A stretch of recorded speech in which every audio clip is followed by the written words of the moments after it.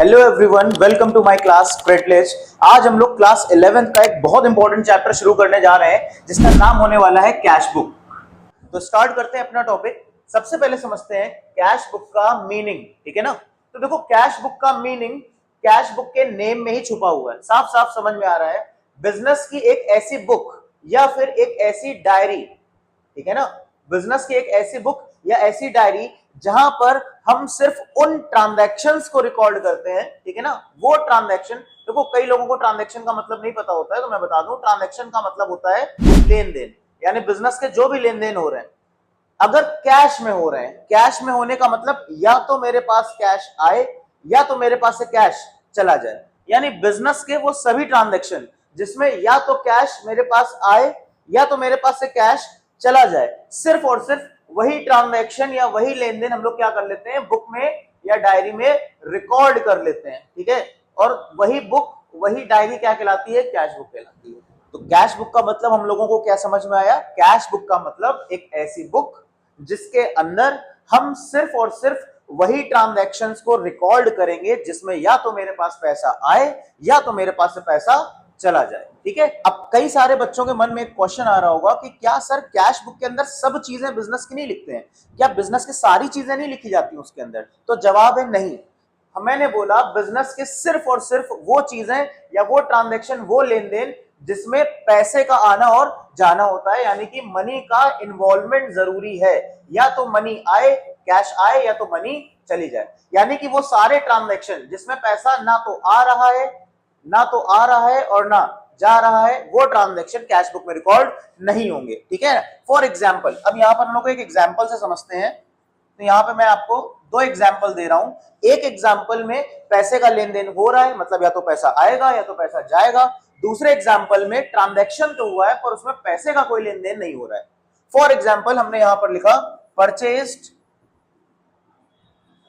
A furniture for ₹10,000।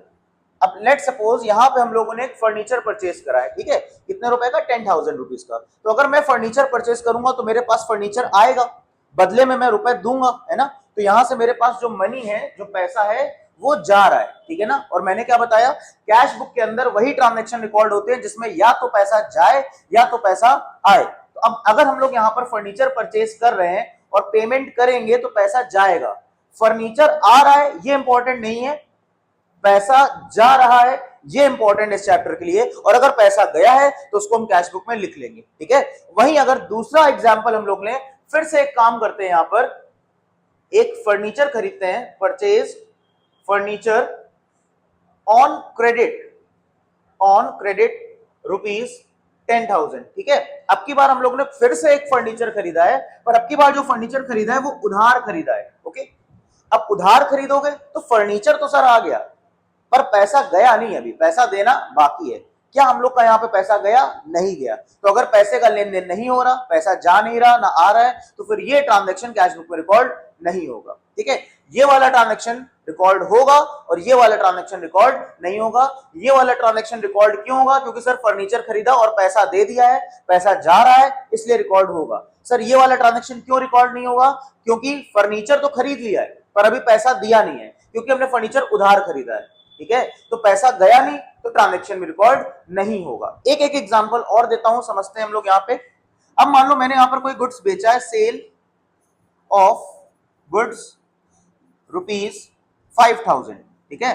अब हम लोग ने क्या करा है, यहां पर हम लोग ने गुड्स बेचा है। अब गुड्स बेचेंगे तो पैसा आएगा, फिर वही बात, पैसा आ रहा है। कैश बुक में हमने क्या पढ़ाया था कि जब भी पैसा आए या जाए तो हम लोग उसको कैश बुक में रिकॉर्ड कर लेते हैं। तो अगर हम लोग यहां पर गुड्स बेच रहे हैं तो गुड्स बेचने पर क्या आएगा?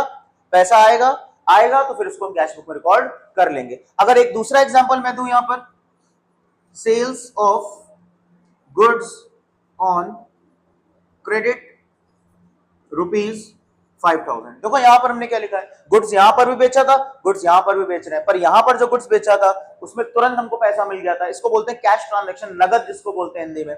यहां पर हमने गुड्स बेचा तो है पर उधार बेचा है, क्रेडिट लिखा हुआ है, इसका मतलब गुड्स तो चला गया पर मेरे पास पैसा नहीं आया। तो अगर पैसा नहीं आएगा तो मैं इसको कैश बुक पे लिख के क्या करूंगा, ठीक है ना। तो आई होप यहां तक सबको समझ में आ गया होगा कि कैश बुक क्या होती है। कैश बुक एक ऐसी बुक या एक ऐसी डायरी होती है जिसमें हम तभी रिकॉर्डिंग करेंगे जब या तो मेरे पास पैसा आए या तो मेरे पास पैसा जाए। अगर कोई भी ट्रांजैक्शन हो रहा है, आप कुछ खरीद रहे हो बेच रहे हो पर वो उधार में है, या एक ऐसा ट्रांजैक्शन है जिसमें पैसे का लेन देन नहीं हो रहा, तो वो ट्रांजैक्शन कैश बुक में नहीं आएंगे। अब हम लोगों को यह समझ में आ गया है कि कैश बुक क्या होती है ना, और कैश बुक में क्या लिखा जाता है और क्या नहीं लिखा जाता है। अब हम लोग आगे पढ़ेंगे टाइप्स ऑफ कैश बुक। अब देखो यहां पर एक चीज हम लोगों को समझनी पड़ेगी, अगर आप सीबीएसई बोर्ड से हो या अगर आप आईएससी बोर्ड से हो तो यहां पे थोड़ा सा डिफरेंस आ जाएगा। पहले मैं सीबीएसई बोर्ड के हिसाब से बता रहा हूं। अगर आप सीबीएसई बोर्ड में हो तो आपके क्लास 11th के सिलेबस में कैश बुक दो तरीके की होती है, ठीक है। कैश बुक दो तरीके की होती है। पहली होती है सिंपल कैश बुक, या इसी को हम बोल देते हैं सिंगल कॉलम कैश बुक, और जो दूसरा टाइप होता है वो होता है डबल कॉलम कैश बुक, ठीक है। पहले हम लोग ये सीबीएसई बोर्ड के अकॉर्डिंग पढ़ रहे हैं। तो अगर हम लोग बात करें कैश बुक कितने टाइप की होती है, तो भाई देखो कैश बुक सीबीएसई बोर्ड के अकॉर्डिंग दो टाइप की होती है। एक होती है सिंपल कैश बुक, जिसको हम लोग बोलते हैं सिंगल कॉलम कैश बुक, और दूसरी जो होती है वो होती है डबल कॉलम कैश बुक, ठीक है। अब ये सिंगल कॉलम कैश बुक या double column cash book sir क्या होती है, अब देखो हम लोग इस पे आते हैं। सबसे पहले हम लोग समझते हैं simple cash book. Simple cash book या फिर इसी को हम लोग क्या बोलते हैं, सिंगल कॉलम कैश बुक, ठीक है। अब मेरी बात देखो ध्यान समझो, अगर हम प्रेजेंट टाइम की बात ना करें, आज से 20-25 साल पहले की बात करो, तब इतना इंटरनेट नहीं होता था, इतना हम लोग बैंक का यूज नहीं करते थे, ठीक है ना। अगर हम लोग मार्केट में जाकर कोई गुड्स खरीदते थे या कुछ खाते थे, कुछ पेमेंट करना होता था, तो जेब से पैसे निकाल कर देते थे। आजकल के टाइम पे क्या होता है, सबके हाथ में मोबाइल फोन है, ठीक है। अगर मान लो मेरी जेब में पैसा नहीं पड़ा, मैंने तुरंत दुकान वाले भैया से पूछा भैया क्यूआर कोड है, तो उन्होंने तुरंत क्यूआर कोड दिखा दिया और मैं उसको मोबाइल से स्कैन करा और पेमेंट हो गया। पर वो पेमेंट कहां से होता है, वो पेमेंट होता है मेरे बैंक अकाउंट से। आजकल तो ठीक है तुम लोग आराम से कर देते हो, पर आज से 20-25 साल पहले जब इतना इंटरनेट नहीं होता था, मोबाइल फोन नहीं होता था, तब हम लोग ज्यादातर जो पेमेंट करते थे या ज्यादातर जो हमको पैसा मिलता था वो कैश में मिलता था, यानी जेब से पैसा जाता था और जेब में पैसा आता था, ठीक है ना। तो सिंपल या सिंगल कॉलम कैश बुक का मतलब होता है एक ऐसी कैश बुक जिसमें पैसे का यानी कि मनी के आने और जाने का सिर्फ एक कॉलम बना होता है कैश का। यहां पे हम लोग बैंक का कोई ट्रांजैक्शन नहीं लिखते हैं, ठीक है। सिंगल का मतलब होता है वन। देखो आज के टाइम पे मैं फिर रिपीट कर रहा हूं अपनी बात, आजकल के टाइम पर पैसा आने के दो सोर्सेज हैं, या तो पैसा आपको कैश मिल जाएगा या तो कोई आपके बैंक अकाउंट में डाल देगा। पैसा जाने के भी दो सोर्सेज हैं प्रेजेंट टाइम में, या तो आप किसी को जेब से पैसा निकाल के दोगे या तो आप क्यूआर कोड स्कैन कर दोगे और आपके बैंक अकाउंट से पैसा चला जाएगा। तो पैसा आने के भी दो रास्ते हैं, पैसा जाने के भी दो रास्ते हैं, कैश और बैंक, कैश और बैंक, ठीक है। पर आज से 25-30 साल पहले जब बैंक इतना नहीं होता था पॉपुलर, इंटरनेट इतना नहीं था, मोबाइल फोन नहीं थे, तब तो अधिकतर 99% जो लेन देन होते थे वो कैश में होते थे, है ना। तो सिंगल या सिंपल कॉलम कैश बुक का मतलब एक ऐसी कैश बुक जिसमें हम लोग बैंक का कोई ट्रांजैक्शन रिकॉर्ड नहीं करते, सिर्फ और सिर्फ वो ट्रांजैक्शन रिकॉर्ड करे जाएंगे जिसमें या तो कैश पैसा नगद कैश आ रहा हो मेरी जेब में या तो मेरी जेब से पैसा जा रहा हो, ठीक है sir. Single column cash book समझ में आ गई। अब double column cash book sir हम थोड़ा थोड़ा समझ में आ रहा है, कॉमन सेंस लगा सकते हैं। डबल कॉलम कैश बुक का मतलब होता है डबल कॉलम कैश बुक, यानी एक ऐसी कैश बुक जिसमें सर कैश कितना आ रहा है कैश कितना जा रहा है वो तो लिखा जाएगा, पर साथ साथ बैंक में भी कितना पैसा आ रहा है और बैंक से कितना पैसा जा रहा है वो भी लिखा जाएगा। अब देखो यहां पर डबल कॉलम, डबल का मतलब होता है दो, मैंने बताया ना दो सोर्सेज होते हैं पैसा आने के भी और पैसा जाने के भी। तो आपको कैश कितना मिला वो भी लिखा जाएगा, आपकी जेब में कितना पैसा आ रहा है वो भी लिखा जाएगा, और आपके बैंक अकाउंट में कितना पैसा आ रहा है वो भी लिखा जाएगा। ठीक उसी तरीके कैश कितना जा रहा है वो भी लिखा जाएगा और आपके बैंक अकाउंट से कितना पैसा गया वो भी लिखा जाएगा। तो भाई प्रेजेंट टाइम, क्योंकि आजकल के टाइम पे लोग कैश पेमेंट कम करते हैं, मोबाइल से या बैंकों से पेमेंट ज्यादा करते हैं, इसलिए जरूरत थी कि हम एक डबल कॉलम कैश बुक बनाएं जिसमें हमको ये पता चल सके कि पैसा अगर कैश में आया है तो वो भी दिखे, बैंक में आया है तो वो भी दिखे, कैश जा रहा है तो वो भी दिखे और मेरे बैंक अकाउंट से पैसा गया है तो वो भी दिखे। तो आई होप सबको समझ में आ गया होगा कि सिंगल कॉलम और डबल कॉलम कैश बुक में क्या डिफरेंस होता है, ठीक है ना। चलो फटाफट से एक बार रिवीजन करते हैं, जल्दी से बताओ क्या होती है single column cash book. Sir single column cash book मतलब एक ऐसी कैश बुक जिसमें बैंक का कोई ट्रांजैक्शन रिकॉर्ड नहीं होता है, सिर्फ कैश के ट्रांजैक्शन रिकॉर्ड होते हैं कि कितना कैश आ रहा है कितना कैश जा रहा है। गुड। अब डबल कॉलम कैश बुक जल्दी से बताओ क्या होता है। Sir double column cash book का मतलब एक ऐसी कैश बुक जिसमें पैसा आने और जाने के दोनों रास्तों के बारे में बताया गया है कि कैश में कितना आया बैंक में कितना आया, कैश से कितना गया और बैंक से कितना गया, ठीक है। तो अब हम लोग फटाफट से समझते हैं सिंगल कॉलम कैश बुक का फॉर्मेट, ठीक है। अब हम लोग देखा जाए तो थोड़ा प्रैक्टिकल में आ रहे हैं, थ्योरी उतनी हम लोग ने जितनी समझी काफी थी, और अभी आगे आगे जैसे क्वेश्चंस करेंगे बीच बीच में और थ्योरी का कुछ अगर पोर्शन आएगा तो मैं उसके साथ साथ वो समझाता चलूंगा। फिलहाल अभी हम लोग थोड़ा प्रैक्टिकल की ओर चलते हैं। अब हम लोग चल रहे हैं फॉर्मेट ऑफ सिंपल और सिंगल कॉलम कैश बुक, फिर ये समझने के बाद डबल कॉलम कैश बुक के फॉर्मेट में आएंगे, ठीक है। तो देखो अगर फॉर्मेट की बात करें तो हम एक काम करते हैं, यहाँ पर एक फॉर्मेट बना लेते हैं जल्दी से। अब बताओ ये मैंने इंग्लिश का कौन सा अल्फाबेट बनाया है। अगर तुम इसको ध्यान से देखोगे तो तुमको ये दिखेगा टी, है ना, टी फॉर टीथ। अगर तुमको मैं पूछूं ये इंग्लिश का कौन सा अल्फाबेट है तो तुम्हारा आंसर आएगा सर ये तो आपने टी बना दिया, ये कहां कैश बुक का फॉर्मेट है। तो बेटा स्टार्टिंग ही होती है टी से, इसी को बोलते हैं टी शेप अकाउंटिंग। क्या बोलते हैं? T shape accounting. अब देखो टी ने क्या करा, एक्चुअली इस वर्टिकल लाइन ने पूरे पेज को दो पार्ट में डिवाइड कर दिया। ये जो लेफ्ट वाला साइड है ये होता है डेबिट साइड और ये जो राइट वाला साइड है ये होता है क्रेडिट साइड, है ना। देखो इस लाइन ने क्या करा है, इस पूरे पेज को दो पार्ट में डिवाइड कर दिया, लेफ्ट साइड और राइट साइड। तो टी शेप अकाउंटिंग इसी को बोलते हैं, ओके। तो ये हमारा एक बन गया कॉलम यहां पर, और ये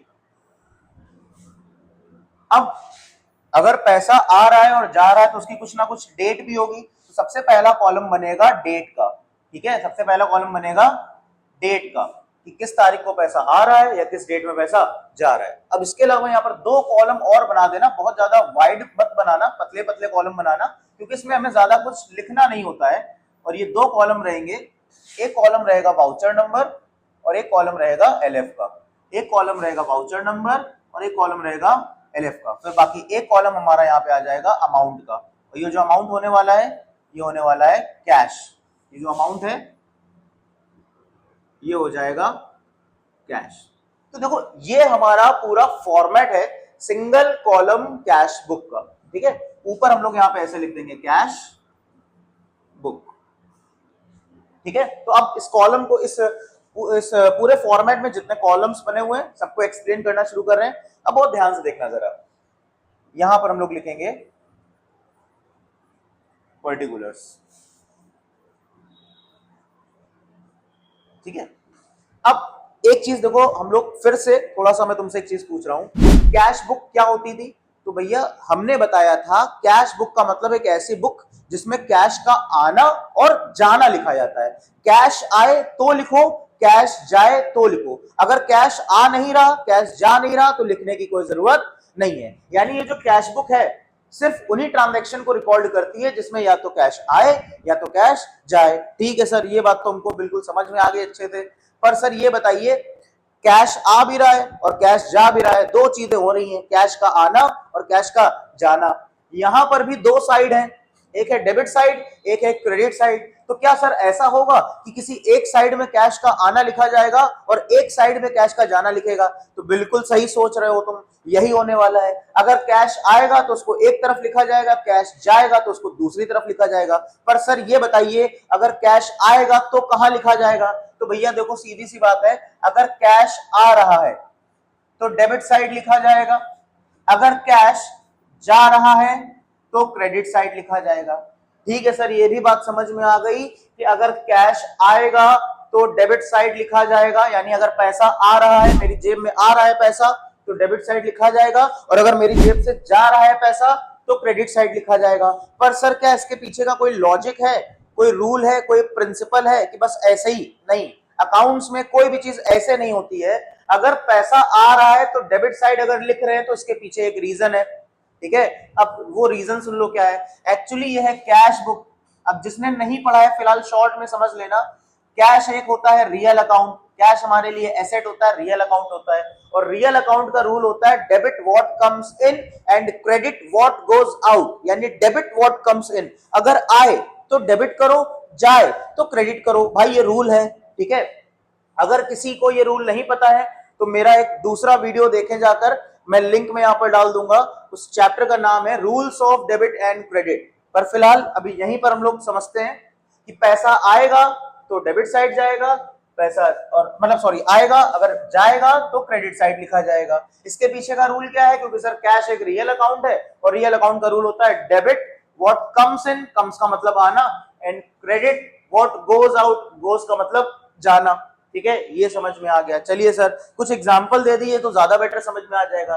भाई मान लो अगर आपने कोई गुड्स परचेज किया है, ठीक है, आपने 10,000 रुपीज का गुड्स परचेज करा है, तो भाई गुड्स तो आ रहा है पर गुड्स के बदले में पैसा जा रहा है ना, जब पैसा जाएगा तो यहां लिखा जाएगा। ठीक है, तो ये साइड होता है बाय का, यहां पे हम लोग कोई भी ट्रांजेक्शन लिखते हैं तो उसके पहले क्या लिखते हैं, बाय लिखते हैं। यहां पर सर अगर हम लोग कोई ट्रांजेक्शन लिखते हैं तो पहले क्या लिखते हैं, टू लिखते हैं। ठीक है, अब मैंने तुमको एक एग्जांपल दिया कि मैंने गुड्स परचेज किया है, ठीक है, तो परचेज करेंगे तो पैसा जाएगा। तुम अगर कहीं पे फॉर एग्जांपल मोमोज खाने गए हो या फिंगर्स खाने गए हो, रोल्स खाने गए हो, तो भैया क्या होगा, आप अगर कोई सामान खरीदोगे, गुड्स खरीदोगे तो पैसा देना पड़ेगा, देना पड़ेगा, इसका मतलब पैसा जा रहा है, जाने वाली चीजें क्रेडिट साइड लिखते हैं।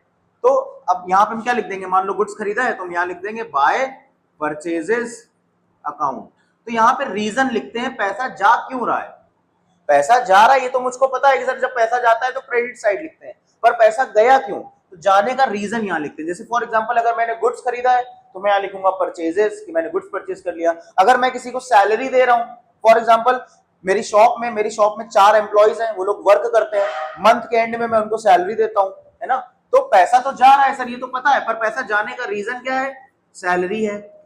मान लो मेरी शॉप में कुछ वर्कर्स काम करते हैं, उन्होंने बहुत बढ़िया सेल करा, अब सेल उन्होंने बहुत अच्छी करी है तो उनको मुझे कमीशन देना पड़ेगा, अब मैं उनको कमीशन दे रहा हूं तो मेरे पास से पैसा जा रहा है, तो भाई बाय कमीशन।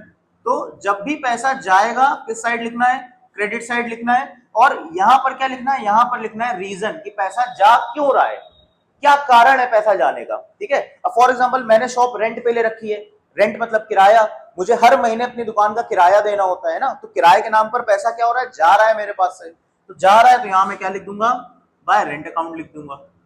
ठीक है, तो जब भी पैसा जाए क्रेडिट साइड में लिखो, और पैसा जा क्यों रहा है उसका रीजन यहां लिख दो।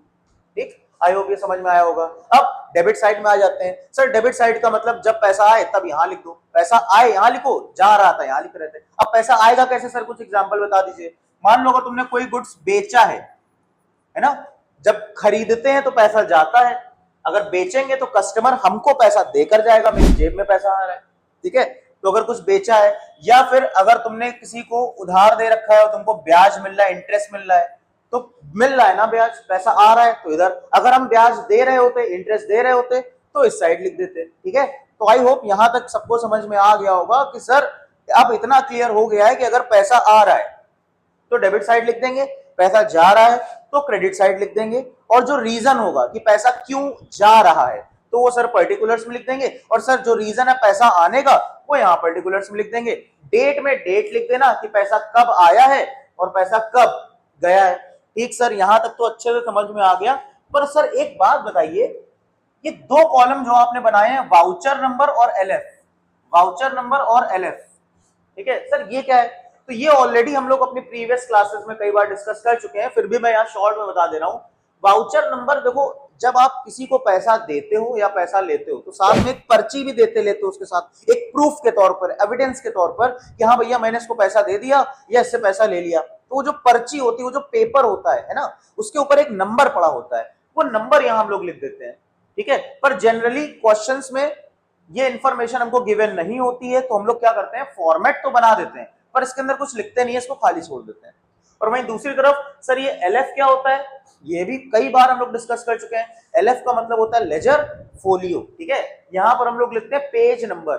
ठीक है, एक्चुअली कैश बुक से जब चीजें लेजर में उठा के जाएंगी तो उसका पेज नंबर लिखा जाएगा वहां पर। ठीक, अब भैया देखो, ये था सिंगल कॉलम कैश बुक। मैंने क्या बताया था, सिंगल कॉलम कैश बुक में कभी भी बैंक का ट्रांजैक्शन नहीं लिखते। अगर कोई पैसा आपके बैंक अकाउंट में आ रहा है तो भैया उसको डेबिट साइड मत लिख देना, क्योंकि ये सिंगल कॉलम है। यहाँ जो पैसा तुम्हारी जेब में जाएगा वो लिखा जाएगा, जो पैसा तुम्हारे बैंक में जाएगा वो यहाँ नहीं लिखा जाएगा। ठीक उसी तरीके अगर तुम्हारी जेब से पैसा जा रहा है तो यहाँ लिखा जाएगा, पर अगर तुम्हारे बैंक अकाउंट से पैसा गया है तो वो यहां नहीं लिखा जाएगा, क्योंकि ये सिंगल कॉलम कैश बुक है, सिंपल कैश बुक। इसमें बैंक के ट्रांजैक्शन यानी बैंक का लेन और बैंक का देन यहां नहीं लिखा जाता है। यहां सिर्फ जेब का लेन देन लिखा जाता है कि तुम्हारी पॉकेट में कितना पैसा आ रहा है और तुम्हारी पॉकेट से कितना पैसा जा रहा है, ये ध्यान रखना। और फिर हम लोग लास्ट में क्या करते हैं, जब यहां पर टोटल करते हैं, ठीक है, टोटल मींस टोटल कितना पैसा आया और टोटल कितना पैसा चला गया। लेट सपोज एक एग्जांपल ले लेते हैं, मान लो आए टोटल 50,000 रुपीज, ठीक है, आ गए टोटल 50,000 रुपीज और चले गए उसमें से 40,000 रुपीज। अब तुम लोग बताओ कि अगर मेरे पास टोटल 50,000 रुपए आए, 50,000, उसमें से 40,000 रुपए चले गए तो मेरे पास बचे कितने होंगे। I am repeating my question, अगर मेरी पॉकेट में 50,000 रुपए आए और उसमें से 40,000 रुपए चले भी गए तो बताओ बचे कितने होंगे। बिल्कुल सही आंसर सर, अपने पास बचे होंगे 10,000 रुपीज, अपने पास बचे होंगे 10,000 रुपीज। तो उसको हम लोग लिख देते हैं by balance CD, CD means carry down. तो टोटल कितना पैसा आया 50,000, उसमें से कितना चला गया 40,000, तो बच कितना गया 10,000, 10,000, और इसी को हम लोग बोल देते हैं बाय बैलेंस सीडी। ठीक है, अब हम लोग एक काम करते हैं, टोटल कर लेते हैं। देखो, डेबिट साइड का टोटल करना और क्रेडिट साइड का टोटल करना। डेबिट साइड का टोटल करने का मतलब यह है कि मेरे पास टोटल कितना पैसा आया, क्रेडिट साइड का टोटल करने का मतलब यह है कि मेरे पास से टोटल कितना पैसा चला गया। तो फटाफट से टोटल करते हैं। डेबिट साइड का जो हमारा टोटल आएगा वो आएगा 2,38,000। इसका मतलब मेरे पास जो टोटल पैसा आया है वो कितना आया है 2,38,000। और जब तुम क्रेडिट साइड का टोटल करोगे तो ये आएगा 1,27,500, यानी मेरे पास से 1,27,500 रुपीज चले गए। तो आए कितने 2,38,000, गए कितने 1,27,500, यानी आया ज्यादा है गया कम है। तो इसका मतलब मेरे पास थोड़ा पैसा बच जाएगा, ठीक है ना। अब चलो एक काम करते हैं, 2,38,000 डेबिट साइड का टोटल, 1,27,500 क्रेडिट साइड का टोटल। रूल क्या है कि सर जो अमाउंट बड़ा होता है वो दोनों तरफ लिख दिया जाता है। अब तुम बताओ 2,38,000 बड़ा है या 1,27,500 बड़ा है। तो सर ये तो बड़ा सिंपल सा आंसर है, 2,38,000 बड़ा है, तो जो टोटल बड़ा है उसको दोनों तरफ लिख देते हैं। यहां भी लिख दिया और यहां भी लिख दिया, ठीक है। अब सर 2,38,000 तो आए थे, उसमें से चले गए 1,27,500, तो सर क्या कुछ पैसे बच जाएंगे। तो भैया बिल्कुल बचेंगे, क्योंकि तुम्हारी जेब में तुम्हारी पॉकेट में पैसा आया ज्यादा है। आया कितना 2,38,000, गया उसमें से सिर्फ 1,27,500 है, यानी अभी भी थोड़ा सा बैलेंस है ना, थोड़ा सा बैलेंस मेरी पॉकेट में बचा हुआ है। तो कितना बैलेंस बचा हुआ है, तो यहाँ पे हम लोग लिखेंगे बाय बैलेंस सीडी, ठीक है, हमेशा लिखा जाएगा। और कितना पैसा बच जाएगा, तो एक काम करो 2,38,000 को 1,27,500 से माइनस कर दो, आंसर हमारा आ जाएगा 1,10,500। तो यही हमारा क्या हो जाएगा, आंसर हो जाएगा। और ये मैंने यहाँ पर सिर्फ आपको समझाने के लिए लिखा है, इसको यहाँ लिखने की कोई जरूरत नहीं है, ठीक है। ये सिर्फ वर्किंग का पार्ट था हमारा, तो उसको लिखने की जरूरत यहाँ पे नहीं है।